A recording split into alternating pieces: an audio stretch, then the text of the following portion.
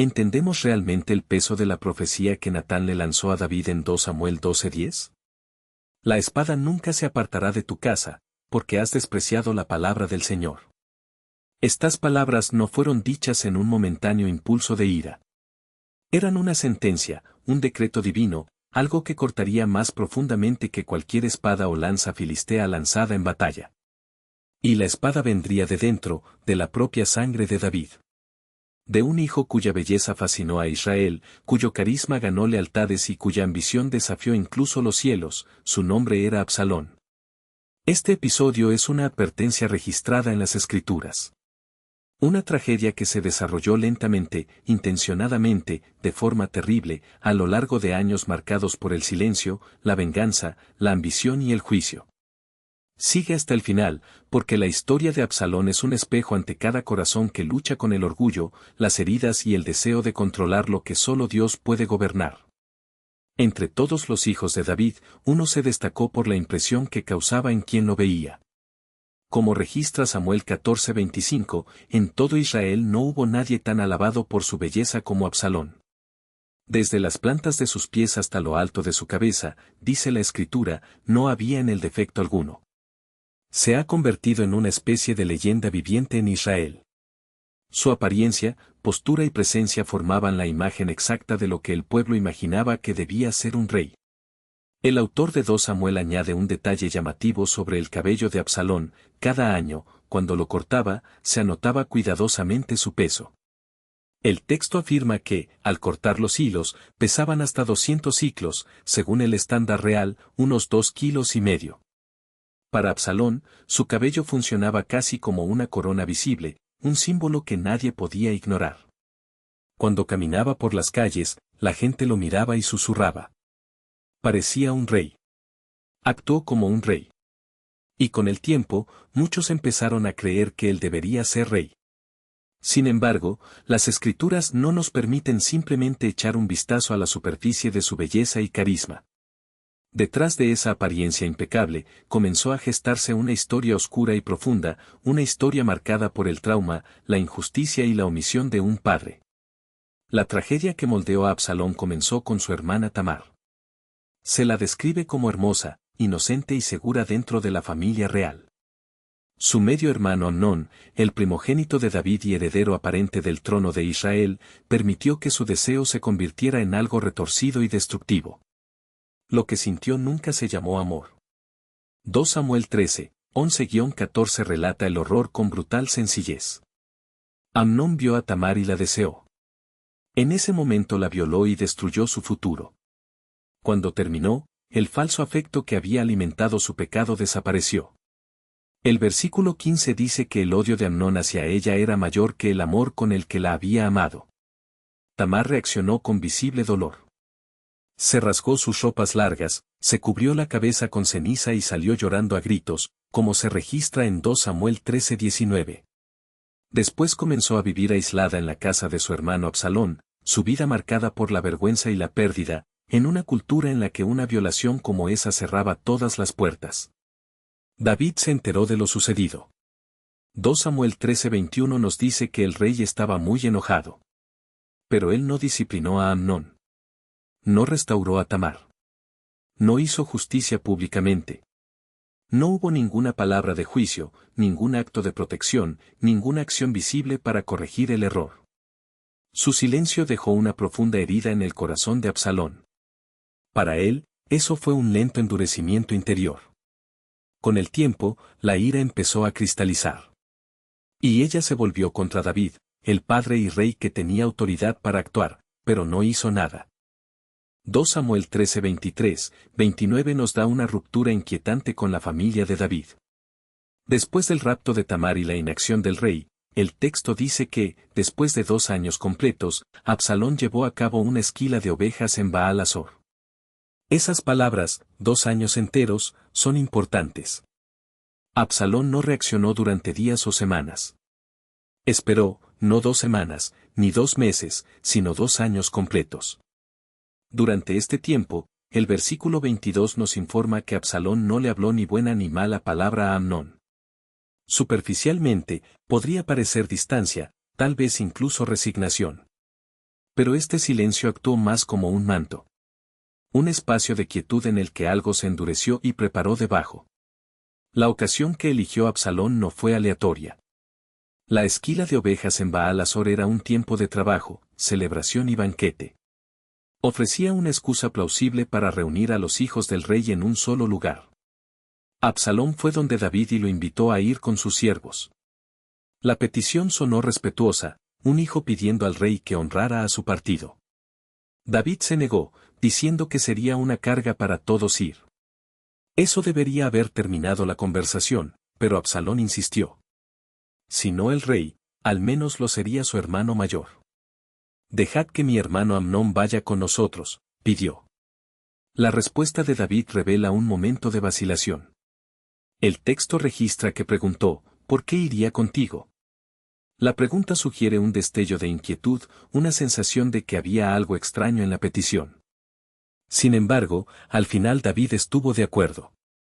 Envió a Amnón y a todos los hijos del rey con Absalón. Probablemente el heredero al trono entró en la fiesta pensando que se trataba de una celebración familiar.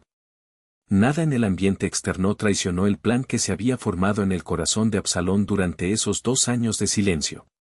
Antes de que comenzara el banquete, Absalón dio órdenes específicas a sus sirvientes. El versículo 28 registra sus palabras: mira, cuando el corazón de Amnón se alegre con el vino y yo diga, érale a Amnón, entonces mátalo.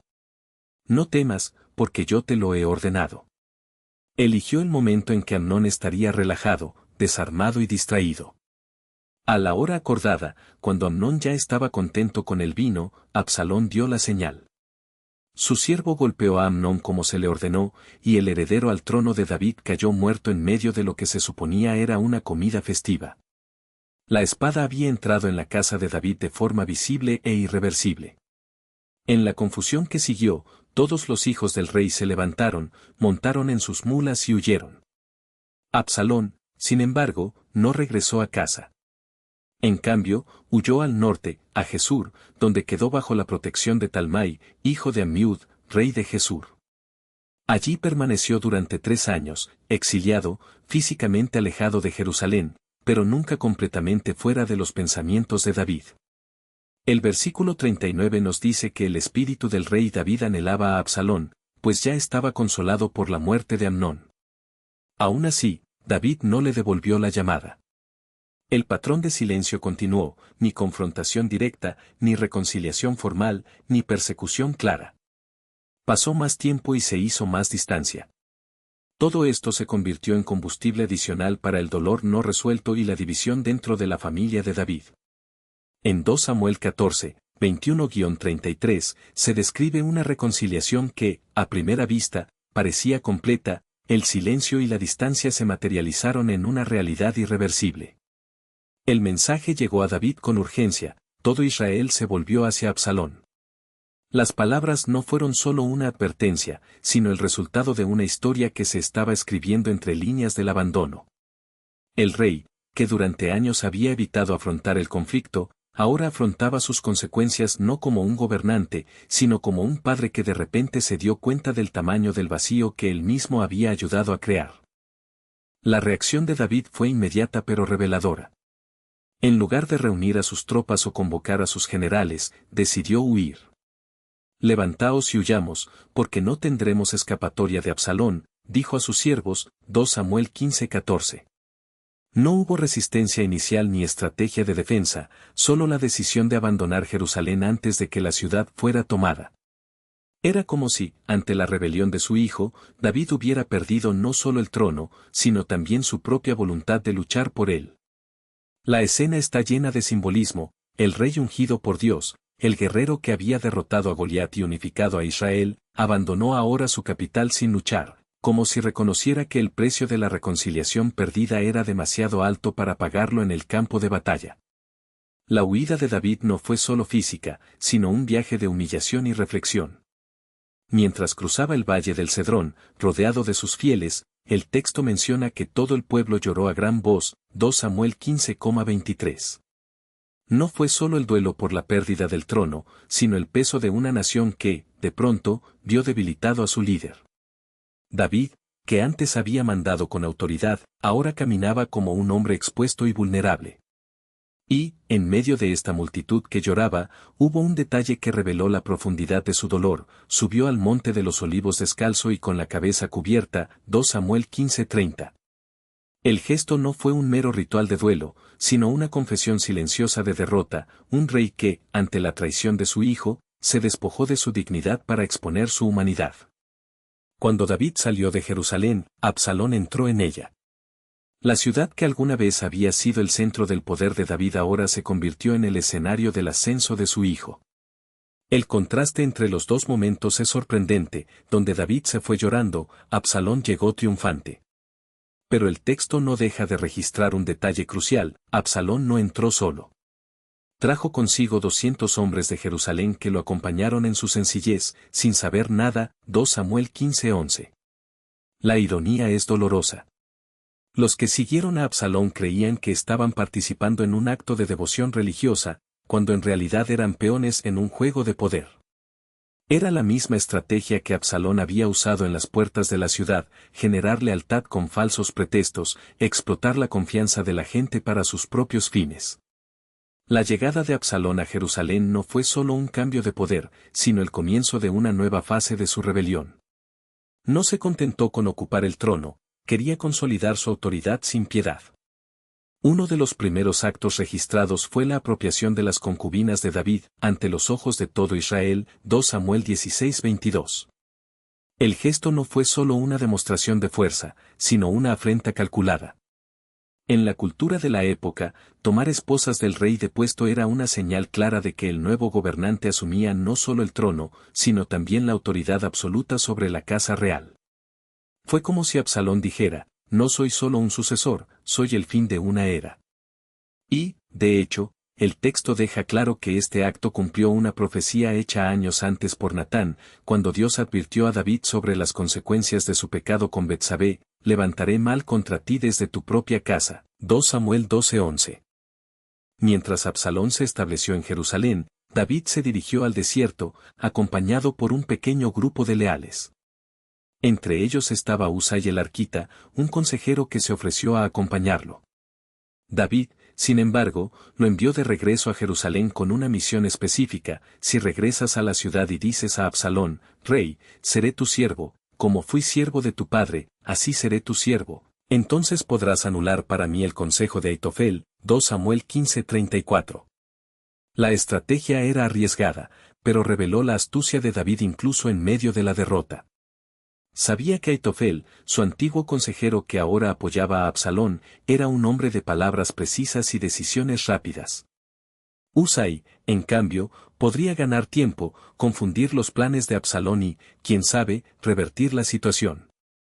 Aitofel, de hecho, pronto dio su primer consejo a Absalón: déjame escoger 12,000 hombres, y me levantaré y perseguiré a David esta noche. Caeré sobre él cuando esté cansado y débil, y lo ahuyentaré. Entonces todo el pueblo que está con él huirá, y yo solo heriré al rey. 2 Samuel 17:1-2.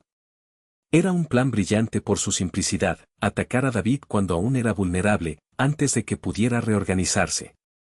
Absalón y los ancianos de Israel quedaron impresionados, pero Usai, fiel a su misión, intervino. Argumentó que David era un guerrero experimentado, que no sería tomado por sorpresa y que era poco probable una victoria rápida.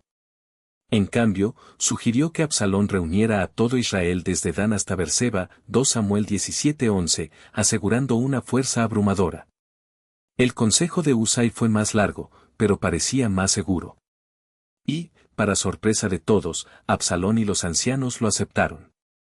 Lo que nadie sabía era que Usai ya había enviado mensajeros a David, advirtiéndole: no pases la noche en las llanuras desiertas, antes bien, adelante, no sea que el rey y todo el pueblo que está con él sean devorados. 2 Samuel 17:16. El retraso causado por el consejo de Usai le dio a David el tiempo necesario para cruzar el Jordán y refugiarse en Mahanaim, una ciudad fortificada. Cuando Aitofel se dio cuenta de que su plan había sido rechazado, comprendió que la causa de Absalón estaba perdida. Cuando Aitofel vio que no habían seguido su consejo, ensilló su asno, se levantó y fue a su casa, a su ciudad, ordenó su casa y se ahorcó. 2 Samuel 17:23. La muerte de Aitofel no fue solo el fin de un consejero, sino la primera señal de que la rebelión de Absalón estaba empezando a desintegrarse desde dentro. Mientras tanto, David llegó a Mahanaim y recibió un apoyo inesperado. Hombres como Sobi, Maquir y Barzilai le trajeron camas, tazones, vasijas de barro, trigo, cebada, harina, grano tostado, habas, lentejas, miel, cuajada, quesos de oveja y de vaca. 2 Samuel 17, 28-29. Fue un gesto de lealtad que contrastó con la traición de Absalón. David, que momentos antes había huido como un fugitivo, ahora fue recibido como un rey, no por el trono que ocupaba, sino por la lealtad de quienes aún creían en él. Y, en ese momento de refugio, David hizo algo que no había hecho en años: organizó sus tropas. Dividió a sus hombres en 3 compañías, poniendo a Joab, Abisai e Itai a la cabeza, y dio una orden clara: trata con suavidad al joven Absalón por mi causa. 2 Samuel 18:5. Fue un último intento por preservar a su hijo, incluso en medio de la guerra. La batalla que siguió fue caótica. Los bosques de Efraín, donde se enfrentaron los ejércitos, se convirtieron en un laberinto de violencia y confusión. Los hombres de David, más experimentados, prevalecieron, pero el texto registra un detalle que lo cambiaría todo: Absalón, montado en una mula, salió al encuentro de los siervos de David, y cuando la mula pasó bajo las gruesas ramas de una gran encina, su cabeza quedó atrapada en la encina, y quedó suspendida entre el cielo y la tierra, mientras la mula que iba debajo de él pasaba. 2 Samuel 18:9. Era una escena casi grotesca: el príncipe rebelde, con su famosa melena, atrapado por su propio cabello en un árbol, indefenso. Uno de los soldados de David vio la escena y, recordando la orden del rey, no lo mató. Pero Joab, al enterarse de lo sucedido, no dudó. Tomó en su mano 3 dardos y con ellos traspasó el corazón de Absalón, cuando aún vivía en medio de la encina. 2 Samuel 18:14. La muerte de Absalón no fue solo el fin de una rebelión, sino el trágico desenlace de una historia que podría haber sido diferente. Cuando la noticia llegó a David, él no reaccionó como un rey victorioso, sino como un padre destrozado. Hijo mío Absalón, hijo mío Absalón. Ojalá hubiera muerto por ti, Absalón, hijo mío, hijo mío. 2 Samuel 18:33. Las palabras hicieron eco de lamento de años de silencio, de oportunidades perdidas, de un amor que nunca había sabido expresarse.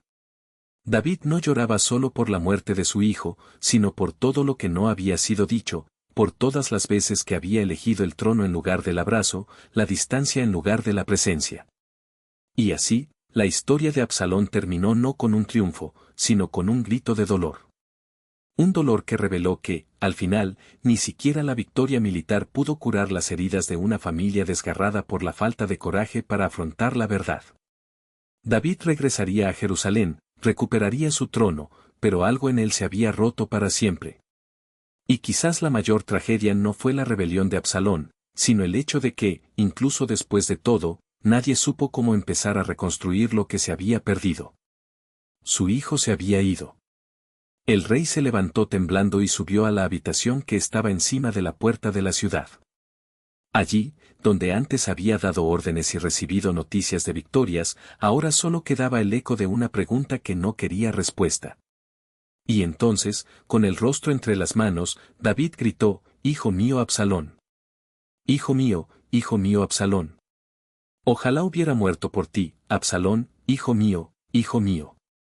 Las palabras atravesaron el aire como espadas. No eran los de un rey, sino los de un padre destrozado. La multitud que lo acompañaba, los soldados que habían luchado por él, los sirvientes que habían jurado lealtad, todos guardaron silencio. La victoria que debían celebrar se convirtió en luto. El grito de David atravesó las paredes, e incluso los hombres más endurecidos por la guerra sintieron el peso de ese dolor. Joab, el comandante que había desobedecido la orden real de perdonar a Absalón, entró impaciente en la habitación. No entendía cómo el rey podía llorar por el enemigo que casi lo había destruido. Hoy habéis avergonzado a todos vuestros siervos, que hoy salvaron vuestra vida, la vida de vuestros hijos y de vuestras hijas, la vida de vuestras esposas y concubinas, dijo con voz cortante. Amas a los que te odian y odias a los que te aman. Hoy has demostrado que ni los príncipes ni los siervos significan nada para ti. Por ahora sé que si Absalón hubiera vivido y todos hubiéramos muerto, entonces habrías estado contento. Joab habló como un general, no como un consejero. Quería sacudir a David, hacerle ver la realidad. La guerra había sido ganada, el trono estaba a salvo, pero el rey actuaba como si todo estuviera perdido. Y, en cierto modo, lo fue. Porque la muerte de Absalón no fue solo la caída de un rebelde, fue el fin de una esperanza. La esperanza de que, algún día, padre e hijo puedan mirarse sin odio, sin miedo, sin el peso de decisiones equivocadas. David escuchó las palabras de Joab pero no respondió con ira. En cambio, se puso de pie lentamente, como si cada movimiento le doliera. Hoy me doy cuenta de que si no me calmo, no habrá paz para mí ni para este reino, murmuró. Y, con gesto cansado, ordenó a Joab que se fuera. La noticia de la muerte de Absalón se difundió rápidamente. Los hombres que habían luchado por David regresaron a Jerusalén en silencio, como si llevaran un secreto vergonzoso. No había triunfo en sus pasos, solo el cansancio de quien sabe que la victoria sabía a cenizas. Mientras tanto, David permaneció en la habitación encima de la puerta, inmóvil, como si el tiempo se hubiera detenido. Los días que siguieron estuvieron llenos de un dolor que no podía consolarse. El rey que había conquistado naciones ahora se negó a salir de sus aposentos. No comía, no gobernaba, no hablaba con nadie. Se limitó a repetir, en voz baja, el nombre del hijo que no volvería. Fue necesario que los líderes de Israel acudieran a él para recordarle que el pueblo todavía necesitaba un rey. Vosotros sois la fuerza de este pueblo, y si os debilitáis, nos debilitaremos todos, dijeron. David escuchó, pero sus palabras sonaron huecas. ¿Cómo gobernar un reino cuando el corazón estaba enterrado en una tumba en medio del bosque? ¿Cómo guiar a los hombres cuando sus propias almas estaban destrozadas? Aún así, poco a poco, volvió a sentarse en el trono. No porque hubiera superado el dolor, sino porque entendí que la vida no esperaba. Las heridas de Absalón se habían cerrado al morir, pero las suyas permanecían abiertas, sangrando silenciosamente. Y así, entre el peso de la corona y el vacío de la pérdida, David aprendió que algunas batallas no terminan con la espada. Algunas derrotas no se miden en tierras perdidas o ejércitos derrotados, sino en palabras que no fueron dichas, en gestos que no se hicieron, en oportunidades que desaparecieron como humo. La rebelión de Absalón había terminado, pero la guerra dentro de David nunca terminaría. Porque, al final, el mayor enemigo no era el hijo que se había levantado contra él, sino el padre que no había sabido amarlo antes de que fuera demasiado tarde. La muerte de su hijo golpeó a David como un golpe que ninguna espada enemiga había asestado jamás.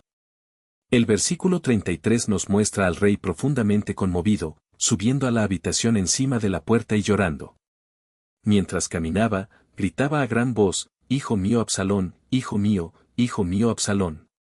Ojalá hubiera muerto en tu lugar, Absalón, hijo mío, hijo mío». La desesperada repetición de mi hijo revela cuán íntimo y personal fue ese dolor. El rey, que acababa de ganar una batalla, solo pudo expresar un deseo, morir él mismo en lugar de su hijo. David había conservado el trono, pero en ese momento, el trono no le brindaba ningún consuelo. Había ganado la guerra y perdido a su hijo. Había preservado el reino y perdido la paz. Las escrituras también registran otro detalle sobre el deseo de Absalón de que su nombre no fuera olvidado. En 2 Samuel 18:18, leemos que, durante su vida, Absalón se construyó una columna en el valle del rey, mientras decía, «No tengo hijo que perpetúe mi nombre». El escritor ya nos había informado, en 2 Samuel 14:27, que Absalón tenía 3 hijos y una hija llamada Tamar. Por lo tanto, en el momento en que se erigió la columna, esos niños ya no estaban vivos. En su ausencia, Absalón recurrió a la piedra. Construyó un monumento para preservar una memoria que ya no podía transmitirse a través de un linaje vivo. Hay aquí una dolorosa ironía. La columna de Absalón todavía estaba en pie en el valle cuando se escribió este relato, pero su verdadero recuerdo no descansa en la roca tallada. Su nombre se conserva en las escrituras como parte de una advertencia dada a cada generación. Su historia muestra cómo el orgullo destruye, como la rebelión consume y como las heridas no tratadas pueden convertirse en una ambición que ciega al hombre ante Dios, ante los demás e incluso ante su propio fin. Las lágrimas de David y la columna de Absalón dan testimonio de la misma verdad: el pecado nunca permanece en privado y nuestras decisiones no sobreviven. El reino perdura, el linaje de David continúa y la palabra de Dios, cada palabra de ella, permanece, llamándonos a la humildad, el arrepentimiento y la confianza en aquel que juzga con justicia.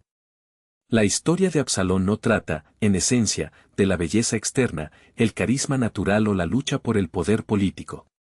Las Escrituras nos permiten ver todos estos elementos, pero solo para que podamos mirar más profundamente. Su vida nos enfrenta a una pregunta incómoda: ¿qué sucede cuando el corazón nunca se entrega verdaderamente a Dios? Detrás de la rebelión de Absalón están las cosas silenciosas y corrosivas que a menudo toleramos en nosotros mismos, las heridas que nos negamos a presentar ante el Señor, los resentimientos que albergamos porque parecen justificados, el deseo de arreglar las cosas a nuestra manera y en nuestro tiempo, las ambiciones ocultas que dejamos crecer en las sombras en lugar de ponerlas a los pies de Dios. Su camino también expone la dinámica dolorosa entre padres e hijos, entre líderes y aquellos a quienes están llamados a amar. David fracasó en los momentos cruciales, fue pasivo cuando debería haber actuado, distante cuando debería haberse acercado, parcial cuando debería haber hecho justicia. Se ofreció misericordia pero nunca se recibió por completo. La disciplina era necesaria, pero a menudo se retrasaba o se aplicaba de forma confusa. A través de esta ruptura, se nos recuerda que incluso los mejores padres humanos son limitados y defectuosos. Sin embargo, el duelo de David, su anhelo de haber muerto en lugar de su hijo, apunta más allá de él, al Padre perfecto en el cielo, el que verdaderamente desea a los pródigos, que está entristecido por la rebelión y que anhela la restauración incluso cuando nos alejamos de él. Si esta historia ha tocado algo en tu propia experiencia de dolor, enojo o relaciones rotas, te agradezco por permanecer hasta aquí, permitiendo que la palabra obre en tu corazón. Si quieres apoyar este ministerio y ayudar a que más creyentes tengan acceso a enseñanzas bíblicas como esta, considera darle me gusta a este contenido, dejar un comentario con el número 77 para ampliar tu alcance y suscribirte al canal para seguir caminando con nosotros a través de las Escrituras. Cerremos con una oración. Padre Celestial, enséñanos a través de la historia de Absalón a velar nuestro corazón ante ti. Ayúdanos a perdonar más rápidamente de lo que nuestra naturaleza nos permitiría, a buscar tu justicia en lugar de vengarnos por nuestras propias manos y a entregar toda ambición oculta a tu voluntad. Sana las heridas que llevamos bajo la superficie, especialmente aquellas que han durado años. Restaura lo que está roto en nuestras familias, iglesias y comunidades. Guíanos en la humildad y obediencia de Cristo y haz de nuestras vidas un testimonio de tu misericordia. Agradecemos a cada persona que nos escucha y pedimos que tu palabra siga dando frutos en sus vidas. En el nombre de Jesús, amén.